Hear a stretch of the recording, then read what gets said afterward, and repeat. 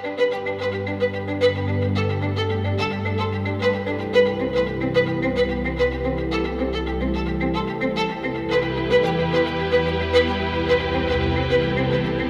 morning, Trish. Good morning. Welcome to the St. Louis Press Club's new online series called Hour in the Now. And I would love, well, let me first say today is, I have to look. What day is it? It's July 28th, 2020. And please introduce yourself formally. Want to hear about you, and then we'll go from there. Sure. My name is Trish Muyco-Tobin. I'm the community editor of Gazelle Magazine, and I'm also a journalism professor at Webster University. Yes, so it's been quite the time, Trish, since COVID ushered in a new way of life, especially for communicators. Would you like to talk about you, the community editor, in this time first?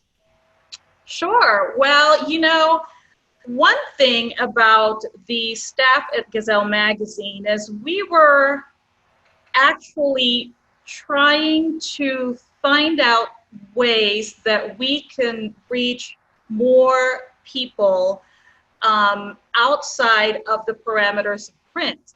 And interestingly enough, this happened at the beginning of the year, before COVID even hit our shores. So I found it really interesting that a lot of the news organizations, right around mid-March when we started sheltering in place, all of a sudden have had to pivot and find different ways to reach their viewers, their listeners, their readers.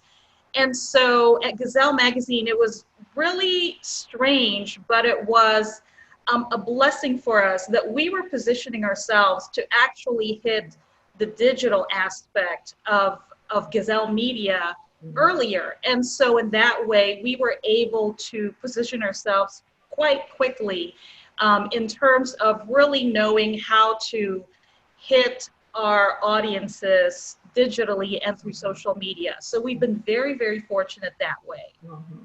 Well, with someone like Scylla Hall at the helm here, I can see where, of course, you would have been nimble. And of course, with her staff, with you, with your tremendous journalism background, your editing skills, et cetera, it seems like the right staff was there at the right time. Can you explain further about how you expanded that digital footprint? Sure. Well, you mentioned Scylla Hall, who is our fearless leader, our actual gazelle, and she has been progressive in her thinking from day one, ever since I met her. And so she is very knowledgeable and well-read regarding trends, especially when it comes to social media, when it comes to digital communication. And so I just listen to her. She has very good instincts about where the viewership is, where the readership is, and she's really never been wrong. And I'm looking for wood here to knock on, because she really knows how to anticipate where that readership is going to be, what they're going to want. And so when it came to Gazelle Magazine itself, the reason that I was attracted to the publication itself, it's because of its progressiveness. It's cutting edge compared to some of the other publications here in St. Louis. And Scylla herself, Scylla Hall, is an immigrant from Zambia.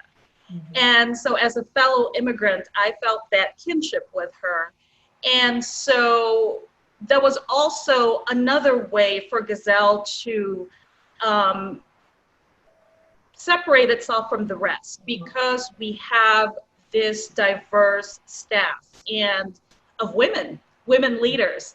And so I really think that, with Scylla's leadership and her know-how when it came to digital stuff, which I really don't know much about, we were able to get ahead of that curve. Mm-hmm. Well, I think all that is a good segue to talk about the death of George Floyd and this perhaps the need to address institutional racism, all the issues associated at this time that a publication might consider. So Gazelle Magazine, when it was founded 5-6 years ago now, it started out as a fashion magazine. It started out as a high fashion magazine. And as it has evolved into really a lifestyle and community publication, and that's how I was able to join the team right around 2014, 2015. They decided to reach out to the community a little bit more because that's where our readership is. Mm-hmm. And so, but also, you know, as I mentioned, you have these viewpoints that are different. I always say to people, we really are among the most diverse in terms of our newsroom, in terms of our team. And so when you have an issue that is George Floyd, that is Michael Brown, you know, with what happened in Ferguson a few years back, you really have this meeting of the minds. And I appreciate the diversity of thought, the diversity of opinion that comes in, and especially coming from powerful women, and not just, you know, our core team, but we have a group of people that we listen to, we talk to people in the community. So it wasn't really that difficult for us to be thought leaders. And, you know, that's what Scylla has been like really for the rest of the team. And so Gazelle, we try to focus more on what the community is all about, what is good in the community without losing that identity. But also in the midst of this, Gazelle Magazine is actually under the umbrella of Gazelle Media. So in the midst of this pandemic, in the midst of this social unrest, we also were able to concentrate on our hard news outlet, which is St. Louis County News. And that is really where we have been leading the way, so to speak, in terms of, you know, what is going on locally, what is breaking news, and also editorially, Scylla herself has been releasing editorials and releasing opinion pieces, you know, for her position in the community. So we have found that we are able to keep Gazelle Magazine and have it retain its identity as a lifestyle, fashion, beauty, travel, community publication. And with a hard news outlet, St. Louis County News, that's where we've been able to cover a lot more of what's going on in the community right now based on the unrest. So that's where we've been publishing photos of the protests, of the rallies, of demonstrations. So that's where you'll see it. So we've been able to do that. And again, you know, that's really just forward thinking on the part of the leadership in terms of trying to anticipate what the consumers of news are looking for. You spoke to this notion of diversity. Diversity takes on many faces, many aspects. It certainly is evident in the publication, in the media posts, et cetera, that diversity of diversity, it's there. And that, I think, takes courage, actually. It does. And, you know, just talking to Scylla over the years, I know that when she first started Gazelle, she really had an identity crisis. You know, she wanted the publication to be mainstream, and it is mainstream. But she was held back because a lot of folks in the community saw her as the face of the magazine and immediately assumed that it was a Black publication, that it was for an African-American audience, when it's not. It's a mainstream magazine. And that even, you know, that shows you the determination here. It is a mainstream publication and it has had success as a mainstream publication, but she had to go through that journey of trying to distribute that message to people, that it is what it is. And but she was also going through her own personal discovery, like, how can I front this publication that is a mainstream publication, but also be a strong Black woman who can lead by example, who can be a leader to the community at large and not just the Black community. So there was a lot of that going on, and I think we're really in a good place. And I really think that, you know, this is an opportunity for us just because of what is at hand, of the issues of the day, and we've really positioned ourselves to tackle it. It's great. I feel like the bug in the room overhearing the production meetings, you know, what's going on inside the place. And that's a nice feeling to get a flavor for these ongoing discussions. What did you all do? First of all, talk about the business model, and then talk about how you managed to pivot, you know, during this disruption with regard to, you know, paying the bills. Well, you know, Gazelle was founded as a print publication. And I believe it started off as a quarterly publication, and it became every other month. And then when I joined, we became a monthly publication. And we had been monthly up until, you know, late last year. And that is when we were really thinking of, okay, so we do have a solid readership that looks for that magazine every month. They look for it at the area grocery stores. It's a routine for them. But then you also have increasingly this audience that can only reach you online. They can only reach you through social media. And again, because of the makeup of the staff, you know, we're not surprised that we have followers from all parts of the globe. We have followers in Europe, in Africa, in Asia, in the Philippines, where I'm from.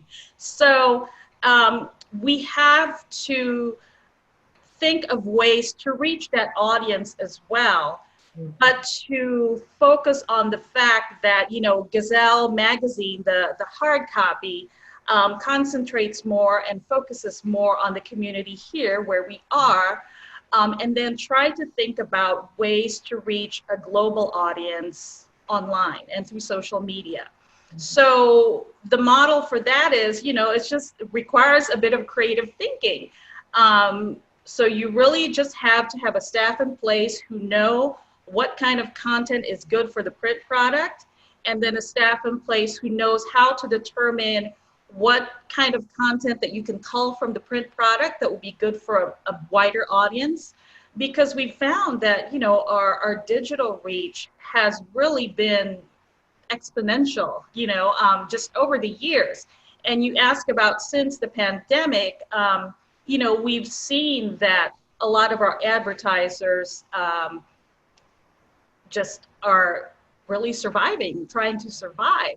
And so we found ways to work with them and still get the word out there that they're open, that they have a product to put out there to their consumers, and that we're doing that digitally, and we're doing a really good job with that. And you know, we've been really fortunate with that, but you can see in the numbers that our readership digitally and our readership through social media has really been able to be reached by the advertisers, the organizations, and the companies who have chosen to try this with us, to go on this journey with us. These have been our advertisers from the print publication, and now they're moving over to digital because that's where people are right now. You don't have people going to the grocery store every week now to get that product. People are in front of their screens, going on social media, going on a website to get the information that they were used to getting, you know, with a print magazine. Yeah, I'm sure your advertisers appreciate what has been done to transition during these times, and they'll remember you in the future, which is of course to your benefit. That is our hope. That is our hope. We've been really flexible in working with them because we know they're having a hard time. We're having a hard time. And so we just, you know, it's really a lot of relationship building. And that has something, again, kudos to our publisher who has cultivated that over the years. But you remember the people who were there helping you when things were great, when things were, normal. And, they are willing to go on this other journey with you, this digital side. And for some of them, they are finding that they are reaching a lot more people digitally. It's something that you really don't think about when you're, a true blueprint advertiser. But then now that print is really not as effective as it was, I think a lot of them are finding that for now, this is the way to go. Yeah, from these interviews, the audiences who access these interviews will see that there have been many silver linings as a result of this, as awful as this crisis has been. I mean, it's dreadful.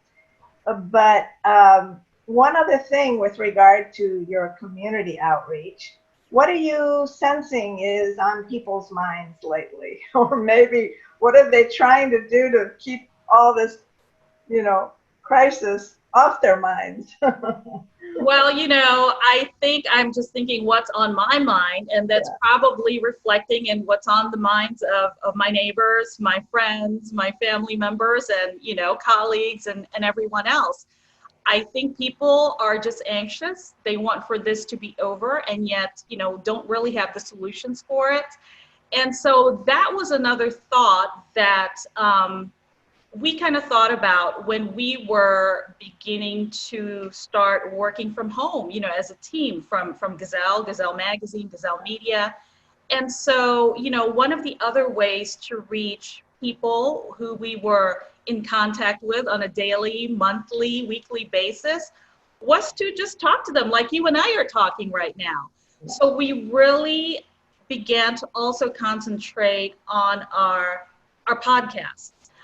One of the podcasts that was created specifically for the pandemic and for the quarantine is the SIP series, which is part of the STIR podcast, which is what I host. But we created a SIP Shelter in Place series, and it has me and my friend Debbie Baldwin, who is a longtime entertainment columnist and an author. And it's just really two friends talking about what they love most, which is movies and Netflix and TV and actors and behind the scenes stuff. And, I think that for Debbie and I, it's a form of therapy. We see each other once a week and we talk for an hour once a week. But we also hope, of course, for the viewership out there to share that with us, to find some kind of joy in these two friends reconnecting every week to just talk. Yeah, the rapport is obvious. And I think that comes through to the audience. I hope so. It does. I think so. Anyway, but I do believe it. The rapport is genuine.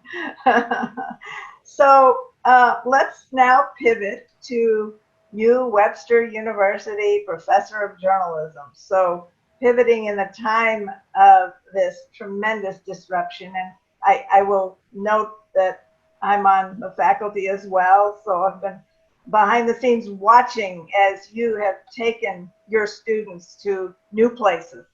And I have to say, you have been at this longer than I have, and it's a disclaimer, I've only been at Webster University for a year now, and so I really can't say that I know a lot about the world of academia, but what I have experienced is something that's really, really exhilarating for me. And so this past semester, this spring semester, I taught a class called Fundamentals of Reporting, and it consists mainly of freshmen, a few sophomores, but really mainly freshmen. And for many of them, this was their entry-level college class into the world of journalism.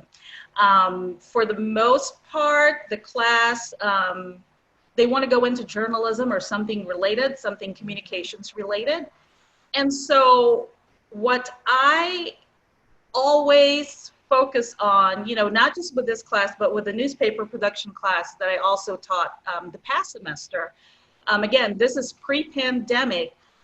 I want the class, no matter what class it is, to jump right into the feel of a real world newsroom.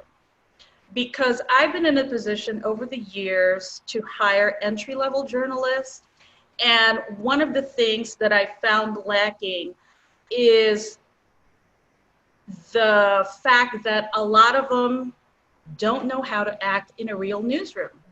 And for your first day of your job as a journalist, as a reporter, as a writer, as an editor, you walk into that newsroom. It's a working, crazy newsroom. You have people all over the place. They are harried. They are working under deadline. And you are thrown in the middle of that. And, you know, yes, you are going to be the newbie when you walk in there on your first day. But at the same time, it is such an advantage to already have a feel of what that atmosphere is like.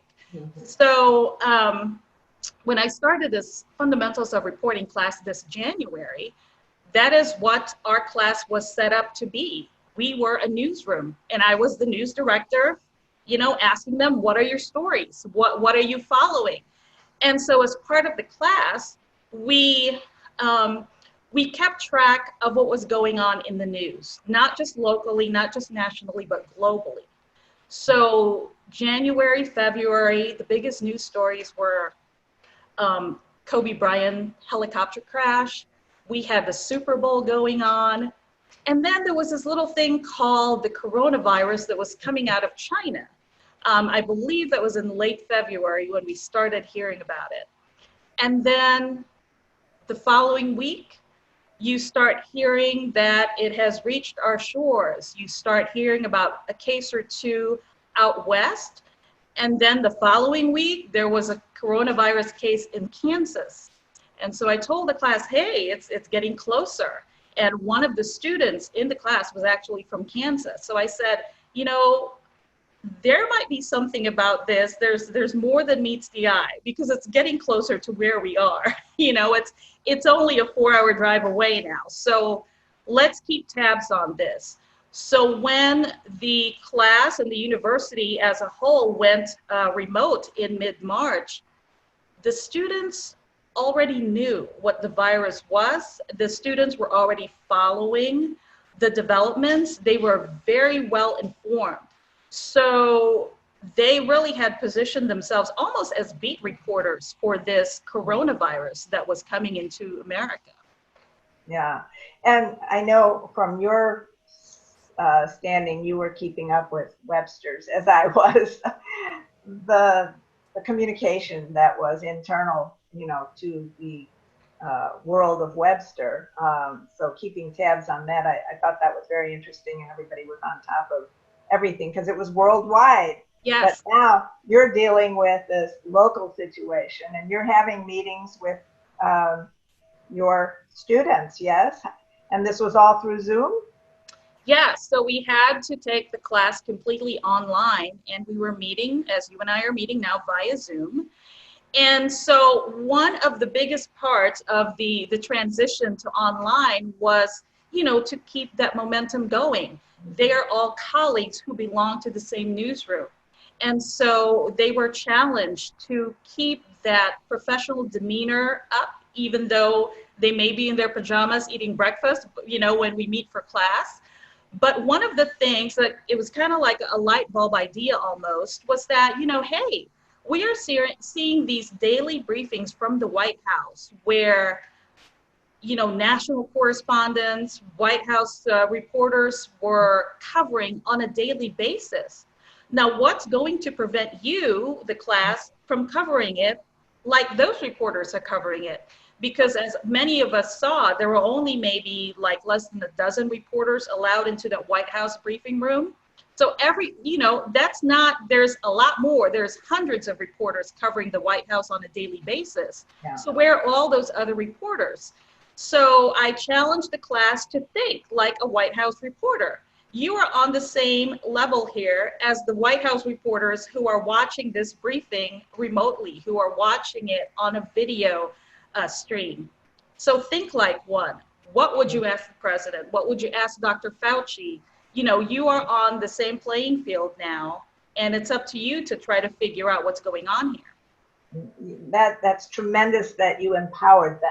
Really, that empowerment is really such a source of strength when you're moving in waters, areas that you're not necessarily familiar with. So here we go with lots of fear mongering. How do you deal with that, or what do you tell your students with regard to verification, sources, et cetera, because it can step into a fear-only kind of narrative.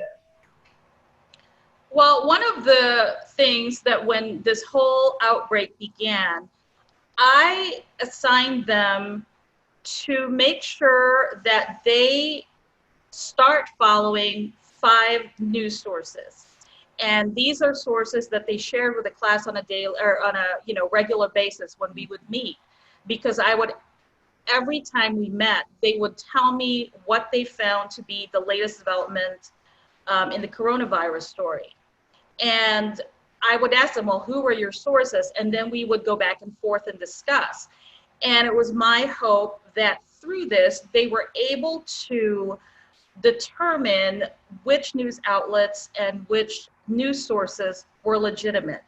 Because then you are able to exchange ideas, you are able to discuss where you found this little bit of information versus that little bit of information, and maybe why those numbers are not the same, why your source is saying the exact opposite as this other source. And we were able to talk that out and figure out where the source came from. And, from now on, okay, so maybe this one news outlet is not very dependable, not very accurate at all. And so why is that the case? And maybe we should move on and find another news source that we find to be trustworthy.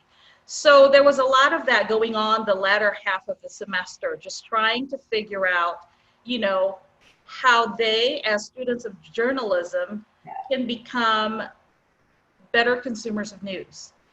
All of us, not just the class, not just journalists, but everyone else, if you did not pay attention to the news before this, a lot of us became instant consumers of news when this pandemic hit, because that was really one of the few things you could do, while you were at home, was to follow what was going on in the news if you were watching TV or listening to the radio or on social media. But in order for you to get the most out of that information, in order for that to be helpful to you, you have to be smart about where you're getting your information from. Yeah, asking the right questions. So, that is incumbent upon the consumer, certainly, to ask the right questions of what it is they're accessing, certainly. And I'm sure the students had parting remarks following this immersion that they were suddenly in. Well, even though I had them positioned as journalists working in a real newsroom, there were also moments where they were allowed to share what they were going through. I mean, think about it. These are freshmen, and they are not just going through being a normal college freshman. They're going through something completely unprecedented. And as journalists, for them, I told them, this is a bonus. If you want to be a journalist, this is, as the show says, in the now. This is what's going on right now, and you are in the thick of it. So use that to be able to harness your skills, your reporting skills, and your writing skills. But at the same time, you also have to give a little bit of room to what they may be going through personally. And so one of their assignments was to cover this press release from the Missouri History Museum about sharing your stories in the time of COVID-19. What they did as reporters was to submit a story to me about this thing that is going on at the History Museum. But at the same time, I also challenged them to, hey, okay, you're covering this as reporters, but I also want you to be a consumer of the news this time, and you submit what your COVID-19 story is. And I say about 90% of the class shared with the rest of the class what they were going through. And it was just very insightful to hear what their concerns were.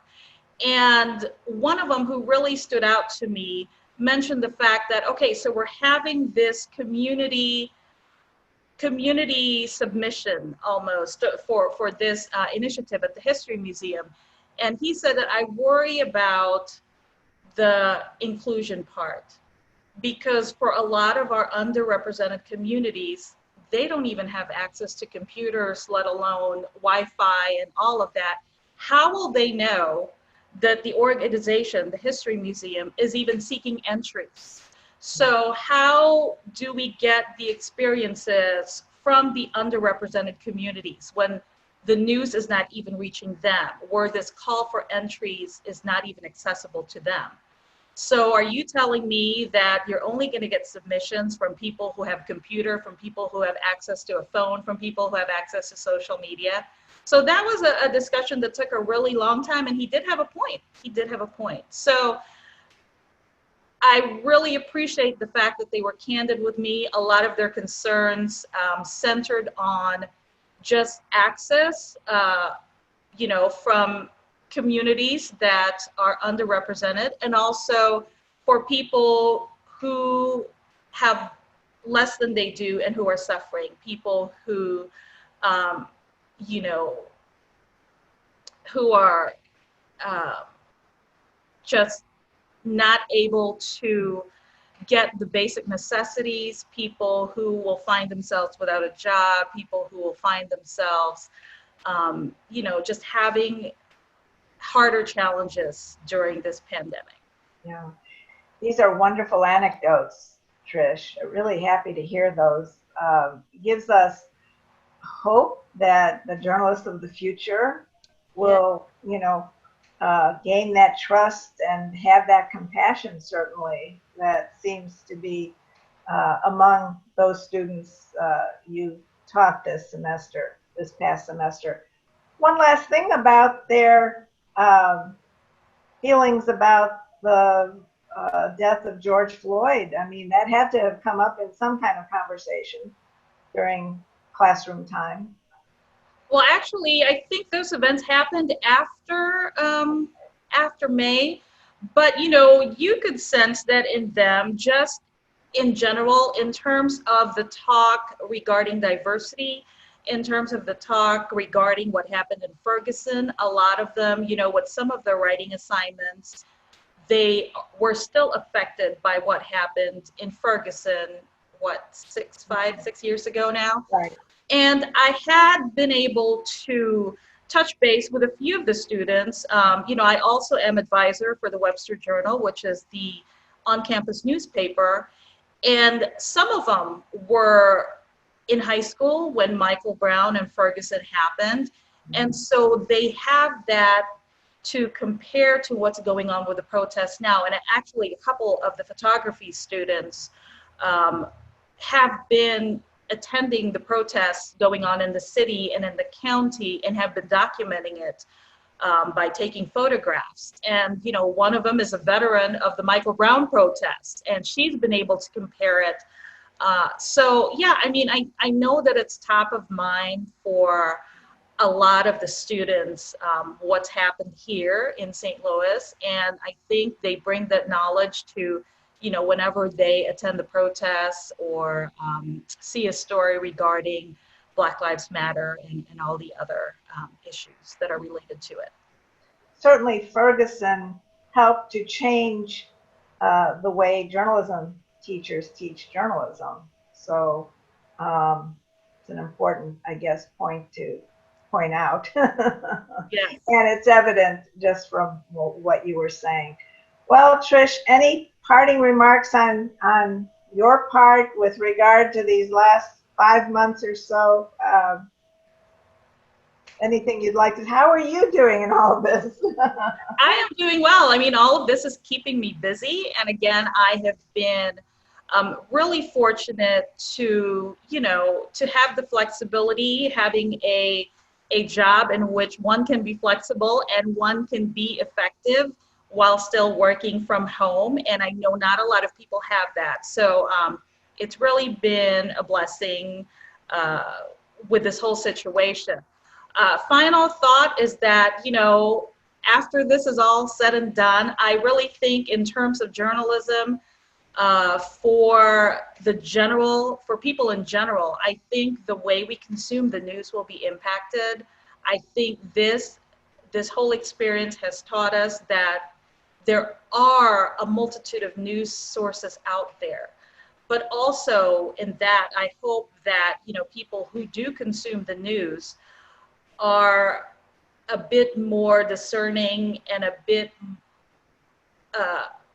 smarter in the way that they determine how they take that news. You know, either you take it with a grain of salt or you do more research, you check out, you know, the source of information, because there's a lot of news out there that may not be news at all. Well, on behalf of the St. Louis Press Club, I would like to thank you for enriching that information landscape, both in your day job. Well, they're both day jobs,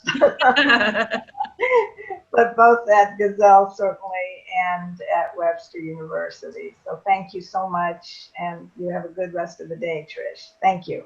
Thanks, Jessica. Thanks for having me.